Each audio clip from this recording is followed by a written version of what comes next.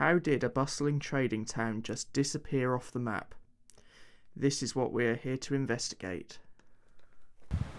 We're here at the site of the monastery here in Dunwich, which is probably one of the best preserved examples of medieval architecture in the area. The walls and the ruins themselves are in very good condition and tend to be very well looked after nowadays. The monastery itself was occupied by the Greyfriars monks, who steadily became very wealthy in the area as they acquired land, although the order was later dissolved by Henry VIII during his dissolution of the monasteries when he had his falling out with the Catholic Church. The monastery itself was later converted to become both a country house and a town hall, as well as serving as a jail for a short period of time, before being demolished in the late Victorian period. It was also occupied by the army during the Second World War, where it housed radar emplacements and anti-aircraft batteries, before becoming what you see here today.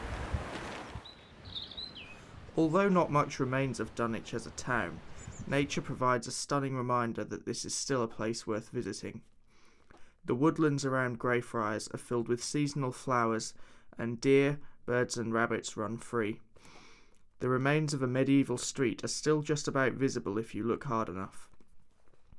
As time progresses, this land will be lost, and the Greyfriars Monastery will fall victim to the sea. Dunwich could cease to exist altogether well within our lifetimes.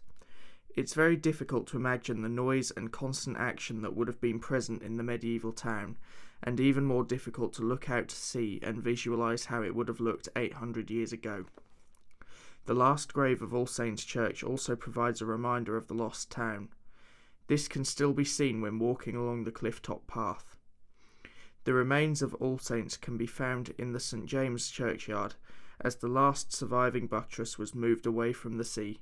I'm with John at the moment from the Dunwich Museum.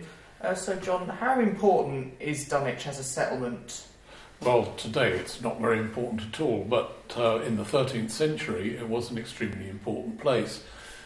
We think it was about the 6th largest town in England, Okay. and certainly the largest seaport on the east coast. It was a very prosperous place. The prosperity of the place was based on shipbuilding, on fishing, and on trade with the continent. And the importance of the place only declined after the end of the 13th century, when the harbour was lost following a series of large storms.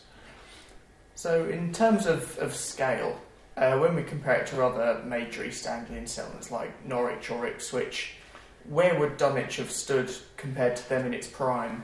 Dunwich was never as big as Norwich. In the early part of the medieval period, Norwich was thought to be the second city of England, second only to London. Ipswich was a much smaller place, and probably at the beginning of the 13th century, Dunwich was as important as Norwich, as Ipswich. After the decline of Dunwich, Ipswich certainly grew quite rapidly. Okay. So a lot of Dunwich's trade could have been said to have moved along the coast to Ipswich? That's very likely, yes. So you mentioned that Dunwich was a very prosperous trade settlement. What would have been the main imports and exports, and where would they have gone? They were, of course, exporting wool. This was one of the main commodities.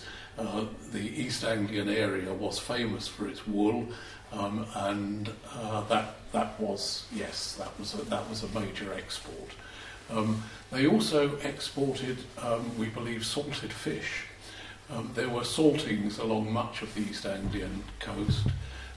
There still are at Malvern in Essex, and this saltings were another major activity in the area, and salted fish was a major product of the area. So when, in your opinion, did the decline of Dunwich really begin? It began certainly in 1286 to 1287, when the first major storm struck and diverted the river that had flowed out through the harbour here, the River Blythe, and the river now, after 1286, was flowing out more or less where it flows out now, between Walberswick and southward, leaving the harbour to simply dry out, Right. and it was the loss of the harbour that really started the quite rapid decline of Dunwich. So at that point, as erosion was starting to take hold in Dunwich, do you think perhaps because the harbour was around no longer that people just didn't see Dunwich as worth holding on to any longer? Yes, I think that's the case.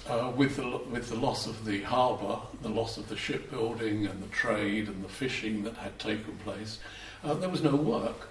Right. And so there was no reason for Dunwich to be there, and people moved away to places like Ipswich and Yarmouth, which were growing settlements at that time, and Dunwich was simply allowed to decline.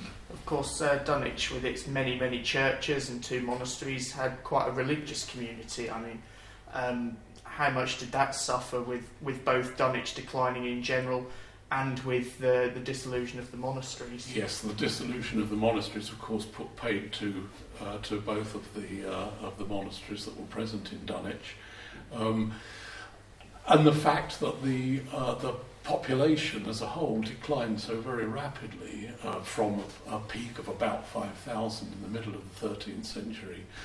By the beginning of the 15th century, the population was down to 750. A population like that couldn't maintain the number of churches, Right. that number of churches and monasteries anyway. So, as we've seen, Dunwich has slowly declined to be this village of less than 100 people now. What do you think the future now holds for Dunwich over the next 20 years, maybe? Over the next 20 years, I don't think there will be a great deal of change, but if we were to look a bit further ahead, over the next, say, 100 years, I think erosion will have a much greater effect.